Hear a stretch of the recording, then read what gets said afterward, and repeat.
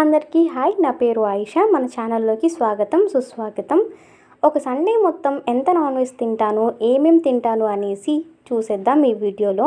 మార్నింగే స్ట్రాంగ్గా టీ తాగేసి దాని తర్వాత egg dosa, egg veg or non veg తెలియదు కానీ ఎగ్ దోశ తినేసాను. దాని తర్వాత మాకు ఖాతా మనిషి ఈ ఫ్రూట్స్ ఆవిడ ఈ సీజన్లో ఫస్ట్ మామిడికాయలు అంత తీపిగా ఏం లేవు, బాగానే ఉన్నాయి, తీసేసుకొని తినేసామన్నమాట. దాని తర్వాత ఉల్లిపాయలు ఆయన వచ్చాడు. ఇంట్లో ఉన్న ఇనుప వస్తువులన్నీ తీసుకెళ్ళిపోయి వేసేసి ఆయనతో గొడవాడి మరీ మా మమ్మీ ఉల్లిపాయలు తీసుకొచ్చింది.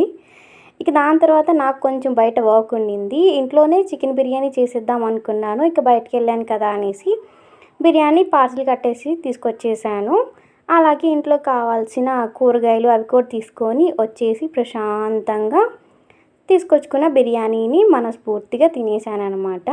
కొంతసేపు నిద్రపోయిన తర్వాత ఇలా స్వీట్స్ తీసుకొని వచ్చి ఇచ్చారు మాకు. జీవితం మీద విరక్తి, జీవితం మీద అసహ్యం ఎక్కువయ్యే కొద్దీ స్వీట్స్ మీద ప్రేమ మమకారాలు ఎక్కువైపోతున్నాయి నాకు.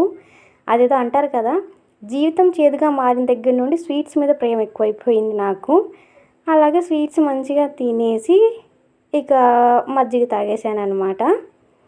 మజ్జిగ తాగిన తర్వాత ఇక వర్క్ అదంతా కంప్లీట్ చేసేసుకొని నైట్ మంచిగా చికెన్ చేసేసాను. Chicken curry, white rice. మా మమ్మీ వాళ్ళ ఫ్రెండ్ వాళ్ళ కోడళ్ళు డ్రెస్సులు అవి ఉంటే మా మమ్మీ 10-10:30కి ఆ టైంకి స్టిచ్చింగ్ చేస్తున్నారు. నా వర్క్ అదంతా కంప్లీట్ చేసేసుకొని నేను కూడా ఆ టైంకి మా మమ్మీకి కంపెనీ ఇస్తూ తినేసాను.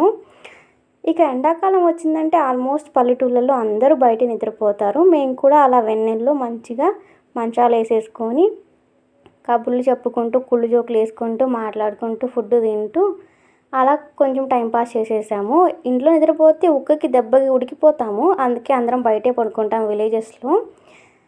చికెన్ తిన్న తర్వాత కూల్ డ్రింక్ కంపల్సరీ కావాల్సింది. అలా కూల్ డ్రింక్ తాగేసి పొట్టలో ఇంకొంచెం ఖాళీ ఉంది అనిపించింది. అందుకే బెల్లం జిలేబీ తినేసాను. ఇంతకీ ఈ సండే మీరేం తిన్నారు? కామెంట్ చేయనే లేదు ఇంకా.